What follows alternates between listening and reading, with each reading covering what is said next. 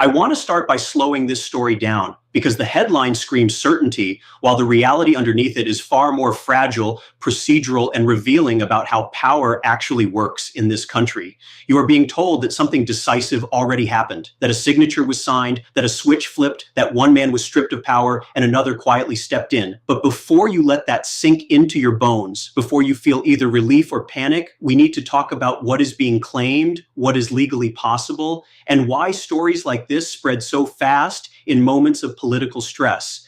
That gap between what you are hearing and what can actually happen inside the system is where the real lesson lives. And it matters for you whether you voted for Trump, against him, or feel exhausted by the whole thing. Here is the surface level claim. The story says that the Vice President, J.D. Vance, invoked the 25th Amendment after a cabinet vote, declaring the president unable to discharge the duties of the office, immediately transferring power to the vice president as acting president. It frames this as a completed act, already settled, already enforced, with nuclear codes suspended and staff briefings underway. That is the narrative you are being invited to accept. And if that were true, it would indeed be one of the most dramatic moments in modern American politics. But the Constitution is not a movie script, and it does not work on vibes, whispers, or late-night intrigue. The 25th Amendment is not a coup switch. It is a process. It exists because the United States, very late in its history, realized that presidents are human bodies inside a machine that never stops. If a president is incapacitated physically or mentally, there has to be a way for the government to keep operating. But the mechanism is intentionally slow, public, and contested. It requires the vice president and a majority of the cabinet to submit a written declaration. That declaration must be transmitted formally. The president can contest it. Congress must then assemble and vote within strict timeframes. Power does not simply vanish from one person and appear in another without confrontation, record, and accountability. And this is where you should pause, because every time you hear a claim like this framed as already done, already over, already settled, what is really being tested is your understanding of institutions. This is not just about Trump or Vance. This is about whether the public still understands how power is supposed to move and whether uncertainty can be exploited to create the feeling of inevitability. Markets react to that feeling. Media ecosystems amplify it. Political donors and operatives move money based on it. And ordinary people like you are left trying to figure out whether to believe your own eyes or the system you were taught still exists. There is also a deeper reason these stories resonate right now. We live in an economy where instability has become normal. Jobs disappear overnight, prices jump without warning, corporate leadership reshuffles behind closed doors while workers find out last. So when you hear that the presidency itself might change hands in secret, it feels plausible because so much of your life already works that way. That is not an accident. It is what happens when power concentrates upward and transparency becomes optional. So before we even argue about motives, betrayal, or heroism, we have to be clear about one thing. Claims are not outcomes. Allegations are not constitutional facts. And systems built to move slowly are deliberately designed that way because sudden, unaccountable transfers of power are how democracies break. If something this big were actually happening, it would not be quiet. It would not be rumor-driven. It would be unmistakably public, messy, and contested. And the fact that you are being asked to accept it as a fait accompli should already tell you something important about the moment we are living in and the incentives shaping the story you are hearing. Now, let me walk you through how we got to a moment where a story like this feels believable to so many people, because that context matters more than the rumor itself. Over the last several years, we have watched political power in this country start to resemble corporate power. Decisions feel distant. Accountability feels delayed or symbolic. Leadership changes often happen through internal maneuvering rather than public consent. If you have ever shown up to work one morning to find out your department was reorganized without warning, you already understand the emotional logic that makes a secret cabinet meeting sound plausible. Trump's presidency, whether you supported it or opposed it, accelerated that sense of permanent instability. Governance became personal. Loyalty mattered more than process. Conflict was constant. And when institutions are repeatedly stressed, people begin to assume that the guardrails are weaker than they really are. That assumption is dangerous because it opens the door for anyone with a microphone to declare that the rules have been quietly suspended. When you are tired, economically squeezed, and politically disoriented, certainty feels comforting even when it is false. It is also important to understand the role that the vice presidency plays here, because the story casts J.D. Vance as either a reluctant savior or a calculating usurper. In reality, the vice president under the 25th Amendment is not an independent actor. He cannot wake up one morning and decide to take power. He is structurally dependent on the cabinet, on written declarations, on Congress, and on timelines that are spelled out precisely to prevent abuse. That design exists because the framers of the amendment were terrified of exactly the scenario being implied, a quiet internal takeover justified after the fact. When you hear language like stripped of power or legally tied hands, notice how it flattens complexity. In real constitutional practice, nothing is stripped instantly. Everything is contested. Everything leaves a paper trail. Everything creates immediate legal challenges. Power becomes provisional, not absolute. Acting president does not mean uncontested president. It means temporary authority pending resolution. That distinction matters, especially if you care about precedent, because whatever rule you normalize today will be used again tomorrow, possibly against someone you support.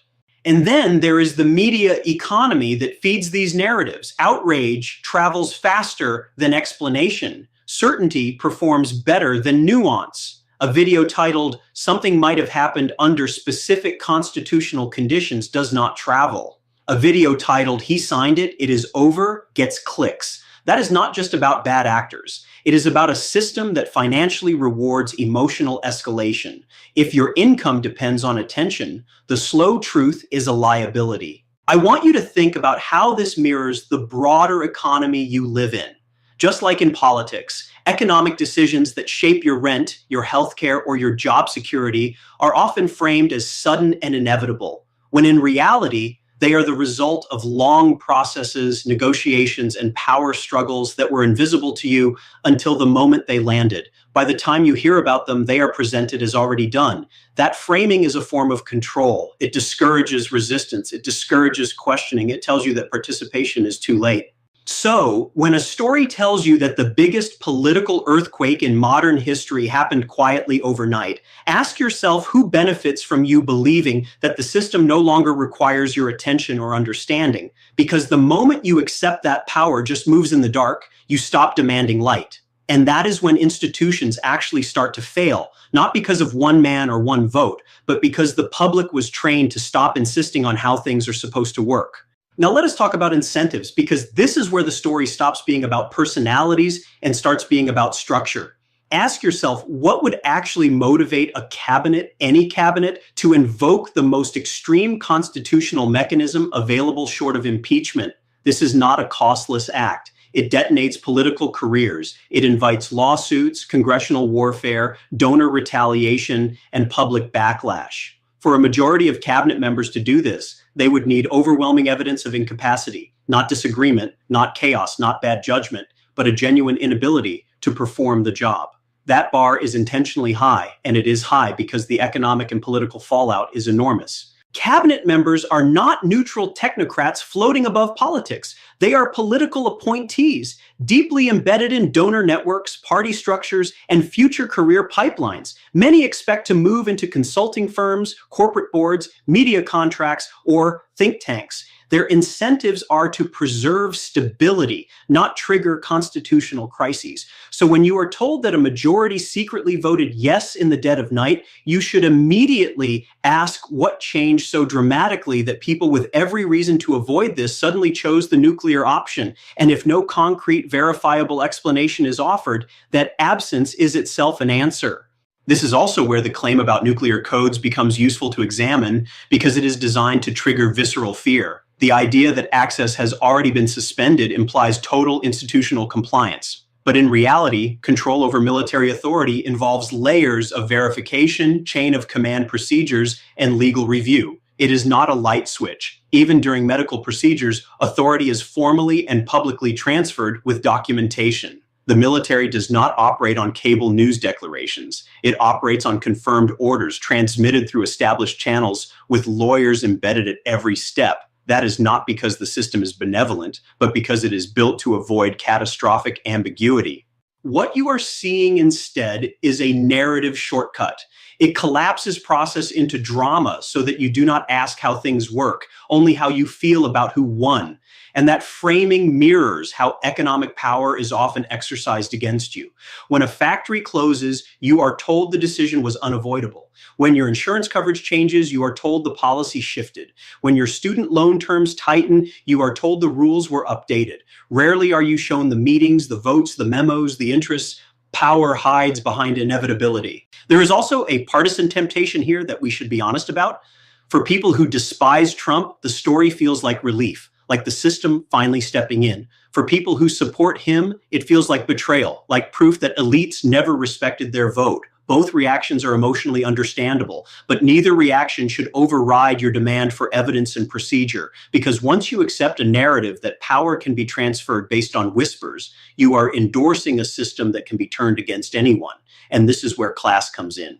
Wealthy actors can afford uncertainty, they hedge, they diversify, they move money across borders. You cannot. When political stability fractures, it is your rent, your job, your healthcare that feel it first.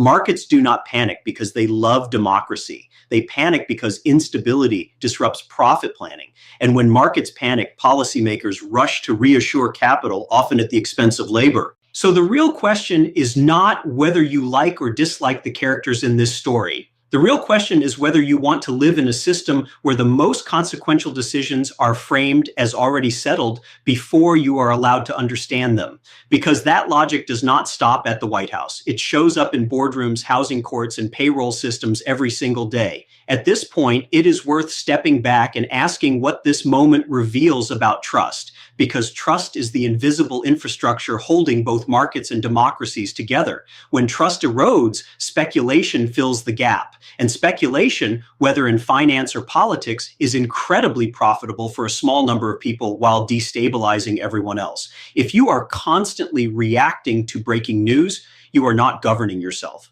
You are being governed by narrative velocity. Notice how the story frames waiting as weakness. We are waiting for the official press conference. Stay tuned, as if patience itself is naive, as if the absence of confirmation is just a temporary inconvenience on the way to an inevitable truth.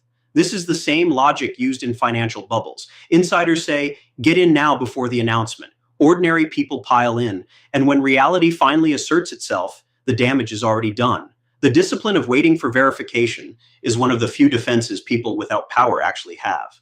There is also something revealing about how hero and villain are assigned so quickly. Vance is cast as either savior or traitor before any substantiated process is shown. Trump is framed as either rightful victim or unfit tyrant without evidence being presented. This personalization distracts from the institutional question you should really be asking, which is whether the system is functioning as designed. A functioning system does not require you to guess who is secretly in charge. It makes authority legible. And if you have been paying attention to how capitalism has evolved over the last few decades, this should feel familiar. Corporations have become more opaque, not less. Ownership structures are hidden behind layers of shell entities. Decisions are justified through abstract language like efficiency and shareholder value. Workers are told outcomes without being shown reasoning. Political life has begun to mirror that corporate logic, where power is exercised upward and explanation is optional. This is why claims of sudden constitutional upheaval spread so easily. They resonate with lived experience. Many of you already feel that democratic input rarely changes outcomes. So when someone tells you that even the presidency can be reassigned internally, it feels like confirmation of something you already suspect. But suspicion is not proof, and despair is not analysis. If anything, moments like this demand more rigor, not less. Let me be very clear here. There is a difference between saying institutions can fail and declaring that they already have without evidence. Institutions fail slowly through normalization of shortcuts, not through cinematic overnight flips. And when they do fail, the signs are usually visible in plain sight, in laws changed, procedures ignored openly, courts sidelined, not in anonymous confirmations. So what should you do as a viewer, as a citizen, as someone whose material life is affected by political stability? You resist the urge to emotionally outsource your judgment. You ask what has been filed, what has been transmitted, what has been acknowledged by other branches of government. You recognize that uncertainty is uncomfortable, but it is not the same thing as truth being hidden from you. Because the real danger is not that a vice president might one day abuse the 25th Amendment. The real danger is that people stop caring how power moves at all. And once that happens, once inevitability replaces accountability in the public imagination, then the system does not need to collapse dramatically. It can simply hollow out, one unquestioned claim at a time. What gets lost in all of this noise is the human cost of treating politics like a constant emergency broadcast. When everything is framed as unprecedented, catastrophic, and immediate, people burn out. You feel it in your body, your nervous system stays lit up, and when exhaustion sets in, that is when people disengage, not because they do not care, but because caring becomes too expensive. That disengagement is not neutral. It tilts the system toward those who can afford to stay focused because their livelihoods are insulated from the consequences. Think about who actually suffers when legitimacy is questioned without proof. It is not the wealthy donor class. It is public workers wondering whether budgets will freeze. It is small business owners hesitating to hire because they do not know what regulatory environment is coming. It is families watching markets swing and wondering if their retirement accounts are about to take another hit. Political instability is not an abstract concept. It translates directly into economic anxiety, and economic anxiety always lands hardest on people with the least margin for error. This is why responsible analysis matters, even when it feels slower and less exciting. Saying we do not yet know is not weakness, it is honesty. Saying show me the documents is not denial, it is civic literacy. And insisting that power be exercised visibly is one of the few remaining tools ordinary people have to push back against elite capture, whether that elite wears a corporate logo or a political title. There is also a lesson here about how quickly narratives can be weaponized against democratic norms themselves. If people come to believe that leadership changes are always the result of hidden maneuvers, then elections begin to feel symbolic rather than substantive. That belief, regardless of whether it starts on the left or the right, corrodes participation. Why vote if outcomes are decided elsewhere? Why organize if authority is opaque? That mindset is incredibly convenient for concentrated power. And I want to be careful here because skepticism cuts both ways. Blind trust is dangerous, but so is reflexive cynicism. The goal is not to assume institutions are pure. The goal is to understand their rules well enough to know when they are being violated. That requires patience, attention, and a willingness to sit with uncertainty longer than the algorithm wants you to. So when you hear claims that history has already been rewritten overnight, ask yourself whether you are being informed or emotionally mobilized. Ask who benefits from you feeling either triumphant or enraged before facts are established. And ask whether the story gives you more understanding or simply more adrenaline. Because at the end of the day, democracy is not protected by constant panic. It is protected by people who understand procedure, demand transparency, and refuse to let inevitability replace explanation. That may not feel satisfying in the moment. It does not give you the rush of believing you are witnessing a secret turning point, but it does give you something more durable, which is the ability to see power clearly, even when others are trying very hard to make it look mysterious. If you are still with me here, that tells me you care less about being first and more about being right. And in a system that profits from confusion, that choice matters more than you might think. So let me close by bringing this back to you and your life, because that is where all of this ultimately lands. Whether or not any specific claim turns out to be true, the deeper issue is how easily we are pushed into believing that decisions affecting our future are happening somewhere we cannot see and cannot influence. That belief, once it settles in, becomes a self-fulfilling prophecy. People withdraw, power concentrates, accountability fades. If there is one thing I want you to take away from this, it is that democracy, Like the economy is not just something that exists, it is something that has to be constantly practiced and understood. You do not protect it by choosing the right hero or villain. You protect it by insisting on process, evidence, and visibility, even when the story being sold to you is more emotionally satisfying without those things. Moments like this test whether we are spectators or participants. Spectators consume narratives. Participants ask how the system works, who benefits, and what the rules actually say. That distinction matters more now than ever because the incentives shaping media, politics, and markets all push us toward passivity disguised as engagement. I'm not here to tell you what to think about Trump, Vance, or anyone else. I am here to encourage you to slow the story down, to notice where certainty is being manufactured, and to remember that real power leaves fingerprints. It creates documents, court filings, votes, and public records. When those are absent, skepticism is not only reasonable, it is necessary. If you found this way of breaking things down useful, if it helped you feel a little less whiplashed by the headlines and a little more grounded in how power actually moves, then stay engaged. Share your thoughts. Push back where you disagree, and keep demanding clarity in a system that often prefers confusion. That is how we think more clearly together about economics, class, and power. And that work does not end when the breaking news cycle moves on.